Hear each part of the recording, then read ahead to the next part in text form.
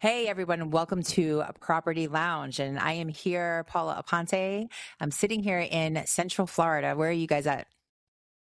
Carol Fay here in Delaware. Bianca Salas in the DC area. And we are getting ready to actually just kind of kick off a little intro to our Property Lounge podcast, which if you're listening right now, you're going to be able to expect to find, just really anything and everything about real estate. You've got three ladies with probably combined like 30, 40 years experience. And we have lots of stories and scenarios and stuff to share. So today we're actually going to talk about a really hot topic right now that's going on in current events, which is Zillow, right? As real estate agents, we love Zillow. We hate Zillow. Some of us love it and hate it more. I know, I think Carol probably hates it more. I tend to be guilty of loving it in some ways because it did make me some money at one point in my career. But yeah, Carol, do you want to start off with talking about this damn lawsuit that's going on? What the hell's going on here? January, right? January 2026? Yeah, so I think it started a little bit before then. There is a lot of things going on. It's pretty interesting to see. Yeah. So they're being sued and they're saying, hey, all right, so I'm going to read this right now because in the last 3 days, they have just filed for the court to dismiss this case. So it says the lawsuit hinges on two primary theories. First, the plaintiffs allege Zillow's contact agent button deceives buyers into believing that they are reaching out directly to the home's listing agent.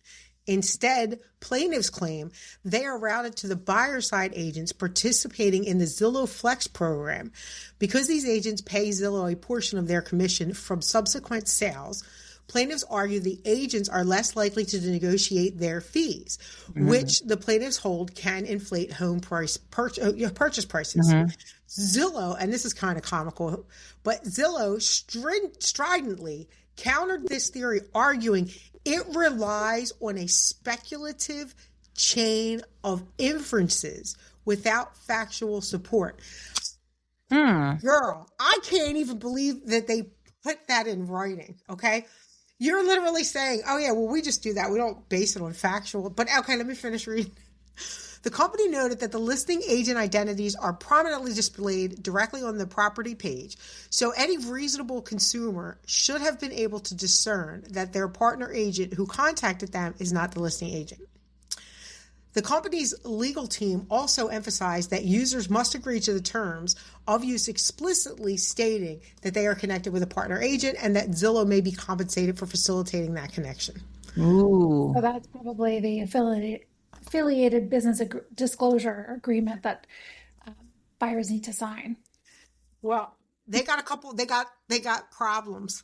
Yeah. So like as a Zillow Premier agent, and gosh, I hope I'm not getting myself in trouble for saying this, but when I used to buy Zillow leads, because I did, Carol, I did. I did. I know. I did. I was actually a Zillow Flex agent, and I was also a Zillow Premier agent, and then I was also like a top tier. I forgot what they used to call it. Hey, careful now. They're suing these agents. I know. I'm being freaking There honest. are whole teams that have been sucked into this lawsuit. Maybe I need to sue Zillow. I mean, I don't know, but like, well, there you go. Like here's what's happening is, so I was provided, scripts that, by the way, I never used their scripts. I never did it their way. But if I did it their way, I probably could be in trouble. I never did it their way. See? But, yes, I never did it Zillow's way. No, this is interesting because I knew about the Zillow Flex and a lot of people, a lot of realtors using it. I was never using it, but I did never know that they provided scripts. That's very interesting. They provided scripts. Yes. Told us when we got these calls how we should field the calls and what we should say. And I actually, I spoke up and I was just like, yeah, but XYZ. Anyway, so what they said was that when these people call you, a lot of times they're going to call you and they're going to think that you're the listing agent. Yep. And they knew it. Yes. And they did not want us to give full disclosure that we weren't the listing agent. I was never comfortable with that. And I promise you, I never did that. When I had somebody call me, I said, well, I'm not the listing agent. However, I am happy to help you and represent you as the buyer agent. And I explained to them why having a buyer's agent was very important and how it could help them. And I did it my way, and I was very successful doing it my way. But I never am going to be sneaky or underhanded. But yes, Zillow did that. They had coaching. They had online coaching. So there's a big team. I don't even know where this team is at, but they sent coaches to this team's office, and this team literally had advertisements to recruit agents with the whole thing that they were flex agents and they were guaranteeing leads, and you know what I mean? Because they did it Zillow's way. So these teams have been sucked into this lawsuit now. This is getting crazy. Oh, you know what else? I forgot about this. When I was the Zillow flex agent, when I wasn't paying for Zillow leads, they would call. I forgot all about this.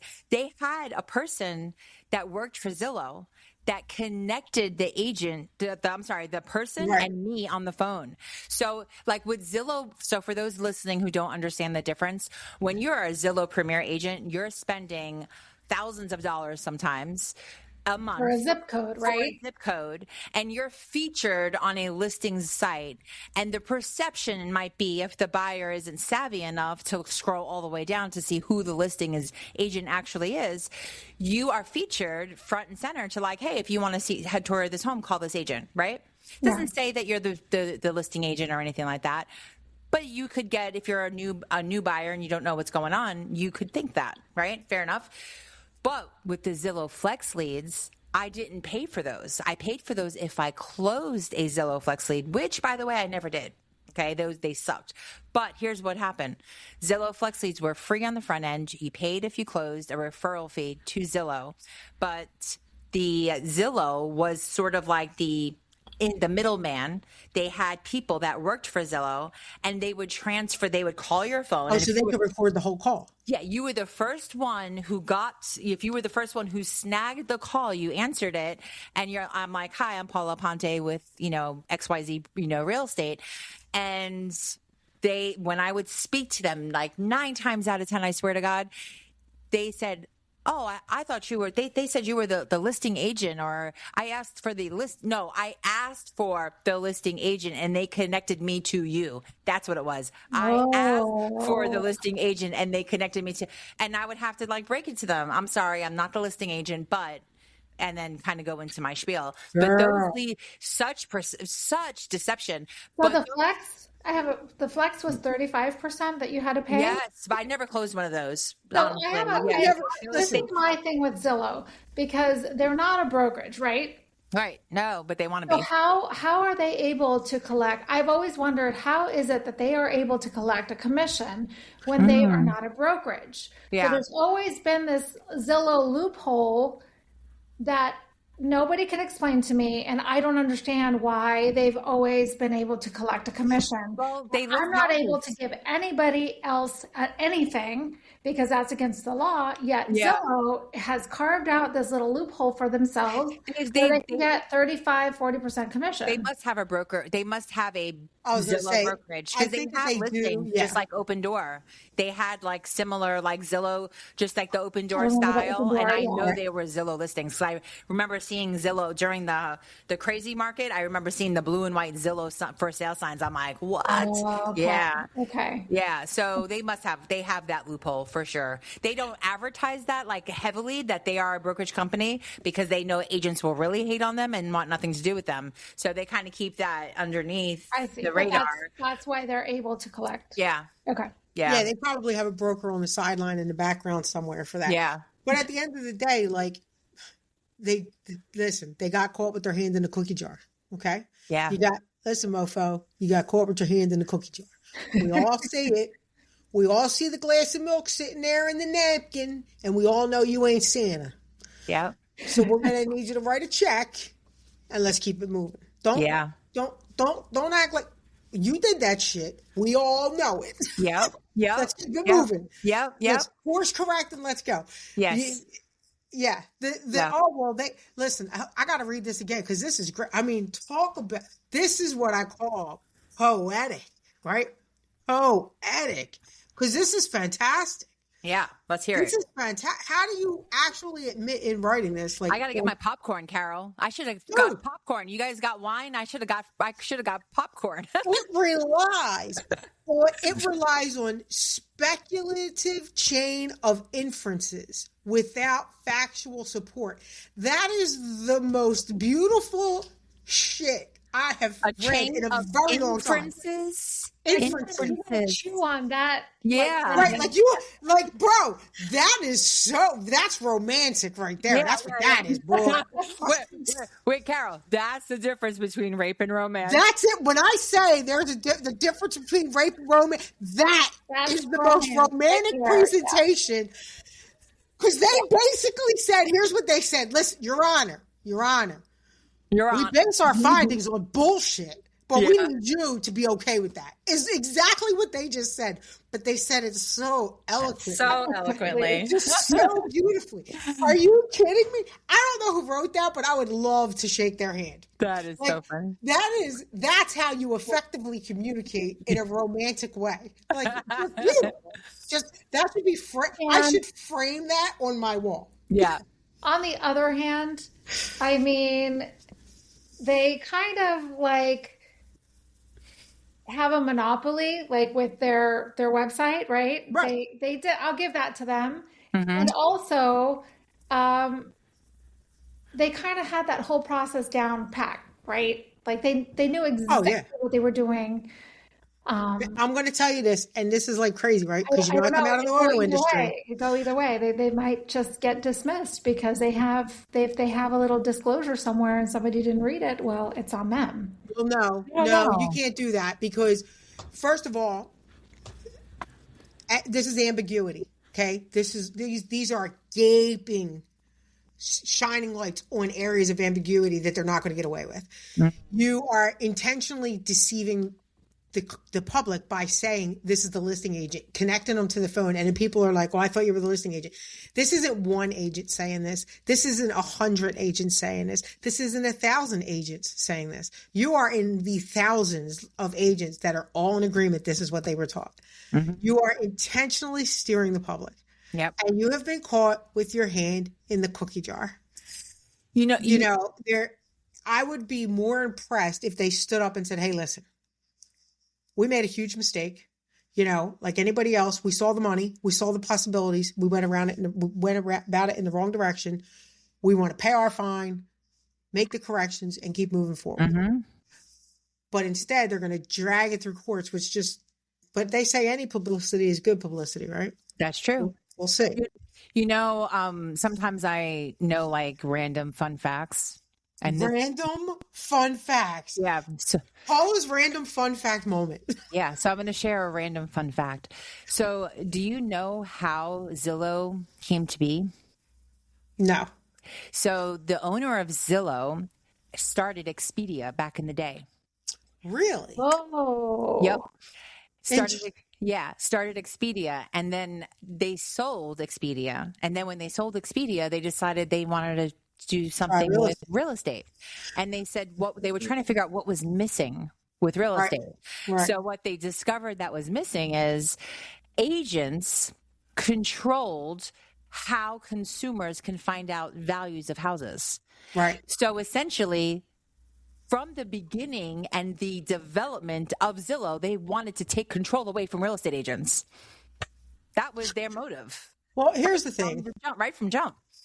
They have succeeded in certain areas, right?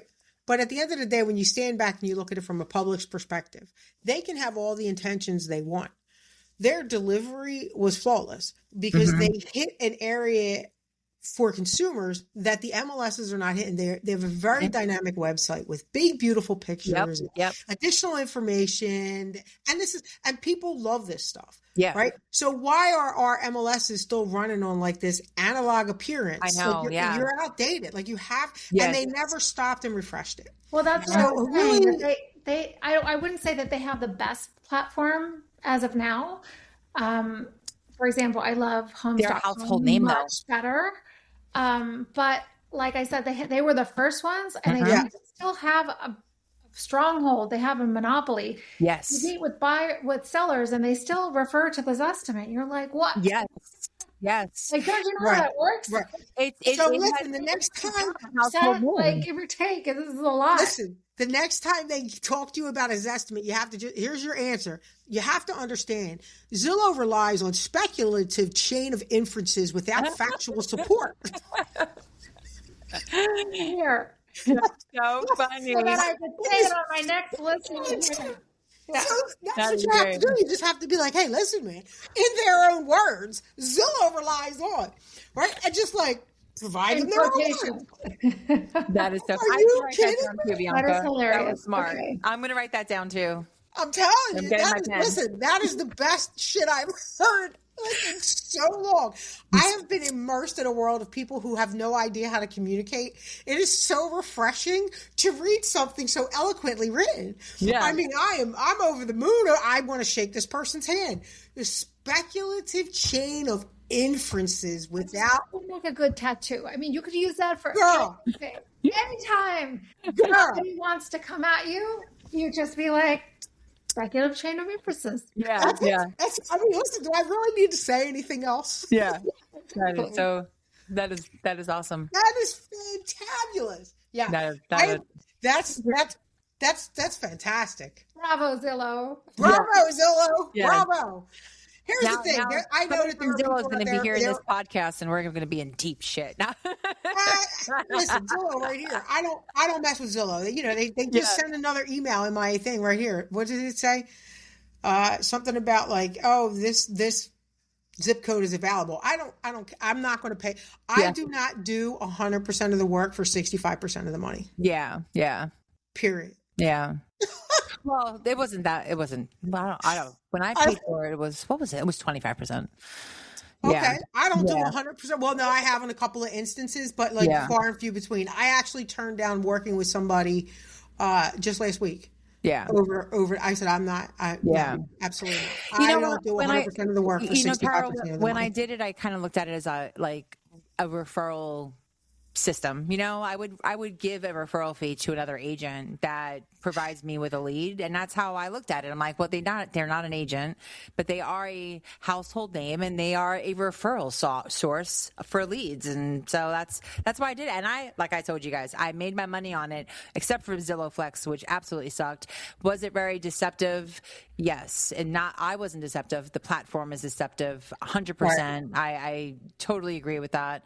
Hey man, I tried Zillow. I own it, but I did it for like 4 months, and I was like, oh, this is not for me. The difference is when another realtor has a referral for you, they've already vetted them. They probably know them, for sure. They're ready to either buy or sell, or whatever it is that they want to do.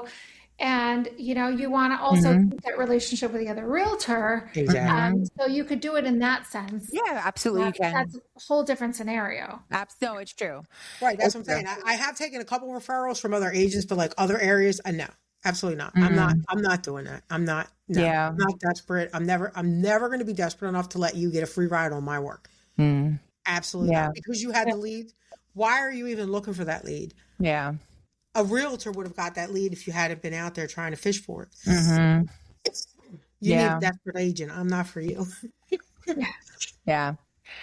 It was nice. It was convenient for me, especially when I had a big team. I was able to like throw them some leads and give them some. It's obviously that's a different scenario. Even then, like there's other ways to get leads. For me, you should have been cold calling. Well, they did. I mean, should have been cold calling to a degree. It works. Yeah. Just got to figure out what works right in your area, but it works. It works. So, but I would actually never use Zillow again now at this point in my life. Yeah. I would now I'm like fast forward 6 years later into the business. I had a client. So this is wild, right? So let's talk about social media and Zillow, right? So I had a client find me through social media, through my YouTube channel. And we went out and had like breakfast. Like I talked to him. We stayed in touch for over a year before he bought his house. Love him and his wife. Great people. They actually live like 10 minutes from me now. So he comes to me because our people around here could not get him approved. And he calls me one day and he's like, great news. I'm like, what's up? He's like, I just got approved for my loan through Zillow. So I'm like, oh, that's amazing. That's fantastic. Shoot me a copy of that pre-approval. Let's get out there looking. I'm going to go refresh your portal right now. Let's make sure you have fresh listings. Like, let's do all the things. So we start looking at houses because I call and she says, yes, I have looked at, I've looked at the pay stubs. I've seen the W-2s. I've seen all the things. I've looked at all the stuff. I've reviewed everything. I've verified. We are 150% good to go at this price point. Mm-hmm. We were 150% not good to go at that price point. We, in fact, were way off. And I mean, like, not by a little bit. So we start looking at houses, and a couple of days later, so I start finding out, like, okay, he's like, hey, how much would closing costs be on something like that? Mm-hmm. Now, I'm showing him a house in the price point he came to me in. And I said, oh, well, they should have gone over it with you with, like, the form, and they show you all the fees and everything. No, we didn't do that. Now, I know that's a big fat no-no. You're supposed to send that. And I feel like that's something else that the flex agents are doing, is they're bypassing, making sure the client is getting the information they're supposed to be getting. So I get in touch with the Zillow lender, and I'm like, hey, there must be some confusion because my guy is over here asking me about closing costs, and I'm certain that you have reviewed all of these fees with him.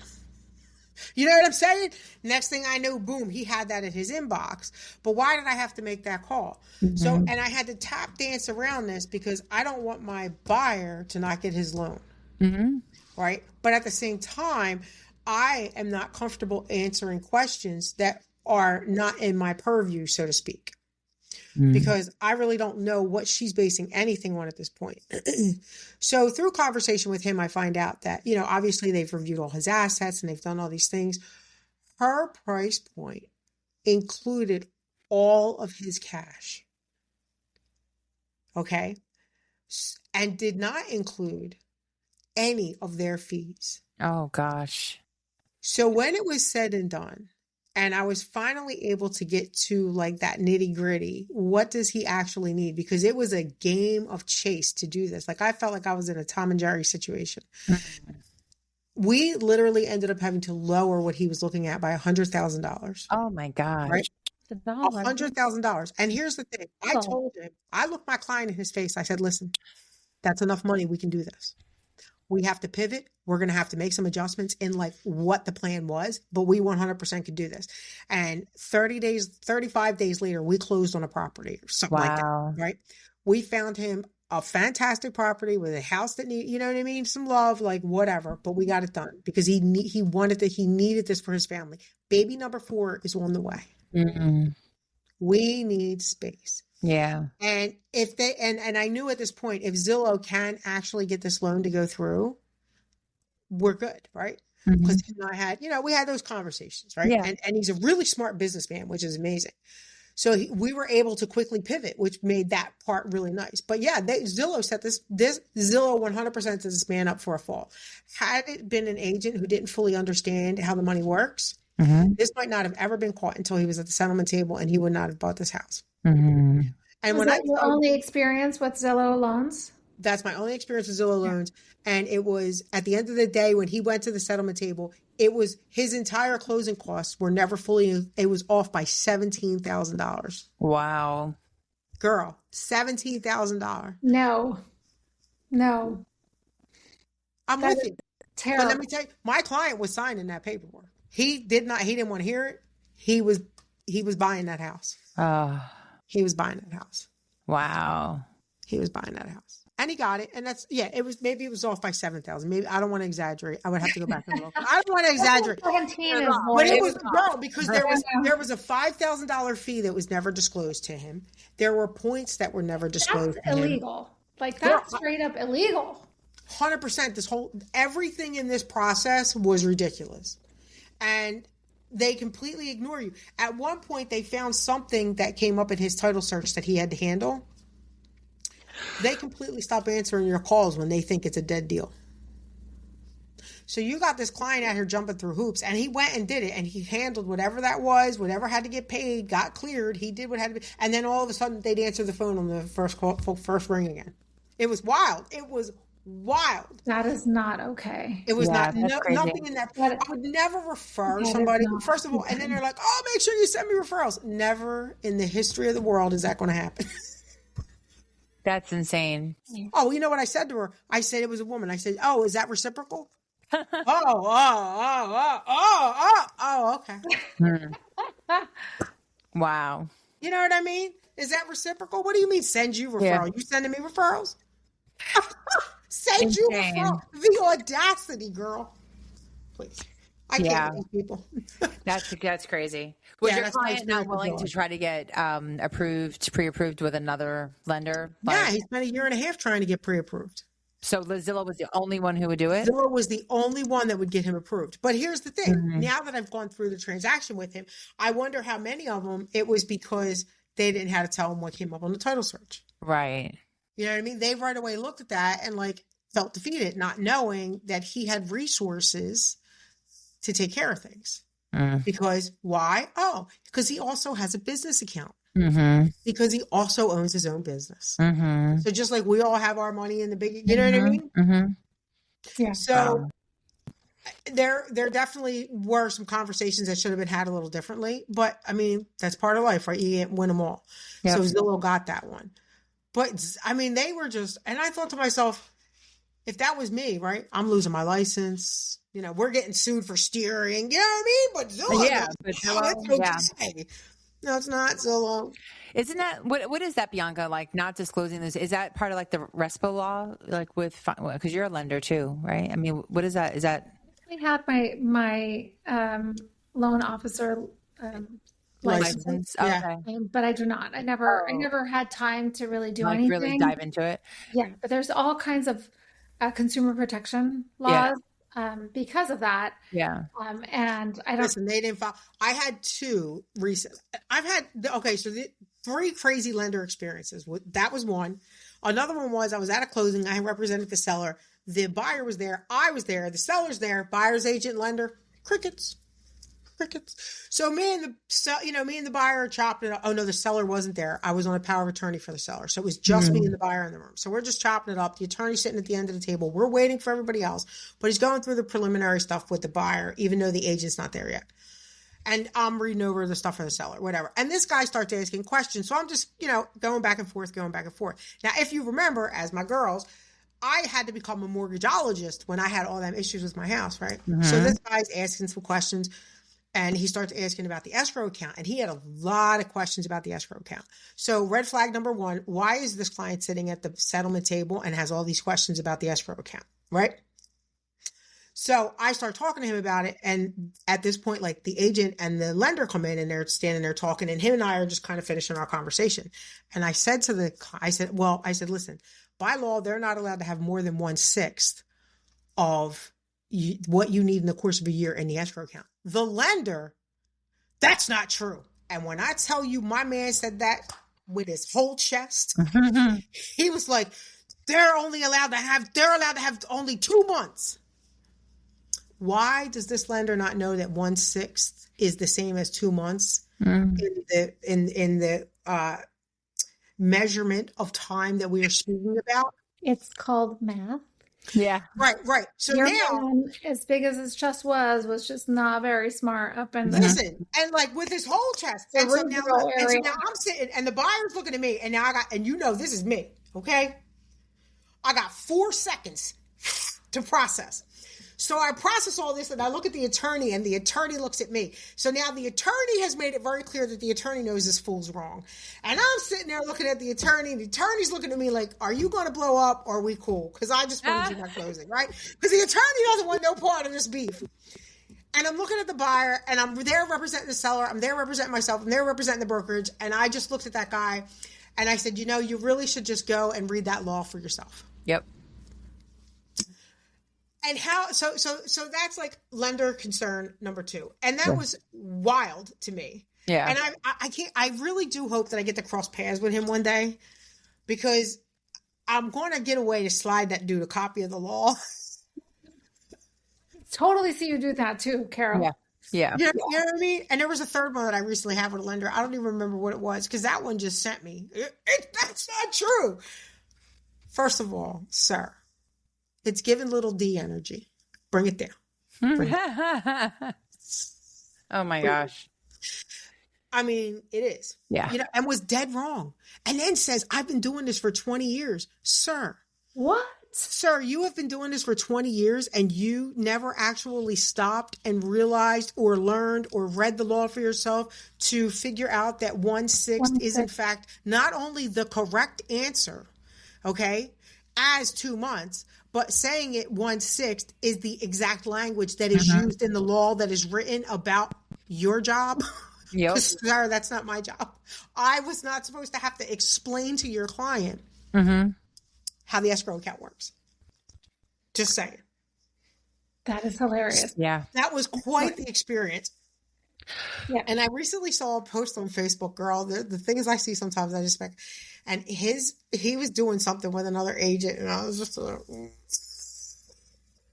I hope you got a calculator. Oh my God. Well, so there's this new thing that's going to be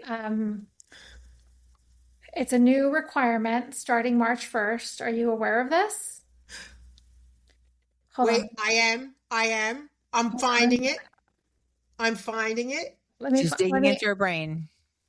Let me read it. Okay. It's called the FinCEN reporting, and it's on March 1st. Yes. What is FinCEN? They want to know who owns the corporations. Well, yes, because what happens is there's a lot of money going around in real estate, and a lot of it is, cash.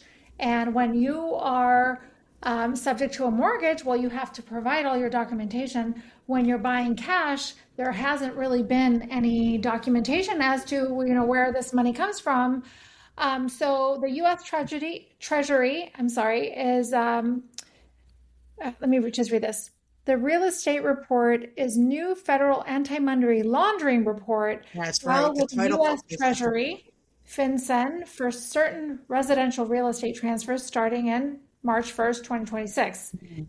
This is not public record, and clients can be done in as little as 5 minutes with this new closing task. So what is required? Right. It's basically a trigger test to see if you are required or not. So it has to be a residential property. The buyer is an entity, so an LLC, a corporation, a partnership, or a trust, and no traditional bank mortgage. So it's either cash, private hard money, seller financing. So all of those things, right. All three need to be true for this to be triggered. Right. Well, I think that there should be some better reporting. I just saw a property close recently in my area, and we were waiting for it to close for a comp, and they put it in the public records as $10. How do you get to do that? Yeah, I think that's going to be part of it, isn't it, Bianca? That they're going to make sure that the right amounts are being reported. I don't know because I haven't done it yet. No, we're not supposed to do it. The title company. The title company is. Yeah, we don't have to. And it's only supposed to affect buyers. However, it will affect the transaction if they don't clear them, or if there's, if flags for any reason, they could probably hold up your transaction. So, whether you're on the buying or selling side, you should just understand what's needed and make sure that this is done sooner than later so that your transaction doesn't get. I will actually go in and reread that because FinCEN, they were the ones who last year wanted everybody to file their LLC's information with who the owner is, who's the address, and all that stuff. Remember? And then it got overturned because they were like, "Yeah, it's none of your business," right?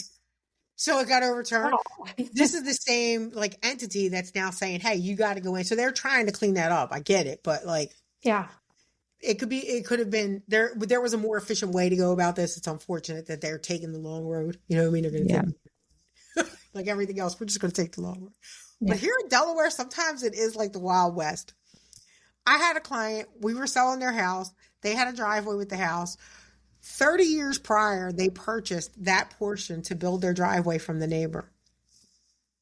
So they did the deed or whatever, and they purchased it for $10 and goodwill. It was the cutest thing I had ever seen. Aww. It was the cutest thing. So they buy this 30 years ago and they put this driveway in. Now you fast forward, mom and dad have passed, the estate is selling the house, and we're under contract, and the buyer, or the attorney is doing, the surveys and all the things. And damn, that fast I forgot what I was talking about. Girl. The Goodwill, $10. Menopause. Oh, right, the $10 in the Goodwill. Right? So she went back and found, because in Delaware, even though they had gone to the township to do it, it was never properly filed. It was never recorded. It was never properly recorded. So my client had to go back and make sure that it's properly recorded into public records. My client had to go back to her mother's house. Thank God back then they kept all their paperwork. They did not play about paperwork. She found, that's how I know it was for $10 in Goodwill. She found the receipt, and she found a copy of the deed that was printed by the township. And I had to take that to the attorney. And so, of course, that trumps everything because they have it in writing. The township made it. But I'm glad to see that they're trying to clean up the data retention on the property sales, because, they're saying, hey, we're going to give you a clear title, and we're going to make sure that there's no clouds, and we're going to make sure there's no problems, and so that you don't have any rainy days. Well, how can you really do that if nothing's being properly reported? Yeah. Speaking of proper recordings, going back to Zillow, and that topic. Yeah, going back to Zillow and that topic, that exact topic. I had an investor who I have done multiple deals with, and they were buying a house, and the title was not properly recorded, and my title company had to go. So originally, because they were the buyers, so we were using the listing agent, which was also an investment company. Okay. They were an investment company. They operated under some sort of some LLC. I don't remember the name of it. They wanted to use their title company, which in Florida, they pay the title fees. Typically buyers, we agree with that, and that's fine. It's kind of like standard practice out here in Central Florida. And there was all these hangups. Well, I told my buyers, I said, listen, my spidey senses are going up, like way big time. I said, I really highly recommend that we change title companies. And if we move forward with this transaction, we use the title company that I've used for years. I called my title rep. She agreed to take over the deal. My customers agreed to pay the fees in title company. And they were like, all right, let's do it. The LLC, the transaction, they agreed because they saw we weren't getting anywhere. Turns out the LLC that owned the property was actually like some subsidiary of Zillow. Yes. So Zillow has little LLCs that are listed as like investment companies that buy properties actually. And everything was being done in the shadiest of ways. Oh, I remember it was a husband and wife who, I can't, did they get divorced or deceased? But something to do with like a dissolution of marriage, and the wife like had no knowledge of the house being sold to this so like her signature wasn't on like anything, so they had to go and like backtrack to like do all the whatever they call it. It was an absolutely disaster deal. But they finally, my title company was still dealing with the repercussions of that transaction after it closed. Well, she was good. We were good, but she had to still like deal with shit for about a month to 2 months after the deal even closed. And she got it all taken care of, but it was an absolute nightmare. Absolute nightmare. So, moral of the story, Zillow sucks. Make sure that make sure you vet your buyers, the title companies, and you know who you're dealing with, not just lenders, but like every party in the transaction. Everybody. And that is why, my friends, if you're listening, you should have a very good real estate agent in your corner who knows what the fuck they're doing. And on that note, we need to sign off. All right, ladies. Have a good night. I'll talk to you later. Bianca,